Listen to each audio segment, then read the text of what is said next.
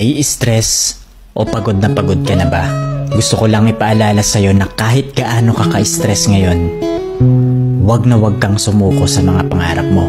Kailangan mong tandaan parati na magtiwala ka sa progress na nangyayari sa buhay mo. Kahit alam ko na minsan sobrang hirap at sobrang nakakapagod na din talaga. Magtiwala ka sa kakayahan mo. Ang dami mo nang nalagpasan na mga malalaking problema dati. Ngayon ka pa ba susuko?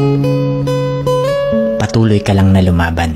Yung pakiramdam mo ngayon na nahuhuli ka na sa buhay, siguro dahil nakikita mo yung mga kakilala mo o yung mga kaibigan mo pakonti-konti may na-achieve na sila. Parati mong tandaan na lahat tayo ay may kanya-kanyang timeline sa buhay. Hindi ka nahuhuli at hindi ka rin naman nauuna. Kung nasaan ka man ngayon sa buhay mo, yan ang lesson at experience na kailangan mong pagdaanan ngayon. Lahat tayo ay may sariling kwento sa buhay na makaka-inspire ng ibang tao. Sarili mong kwento yan. Kaya make sure na sulitin mo ang bawat moment at gawin mong fulfilling ang kwento mo kahit anong mangyari.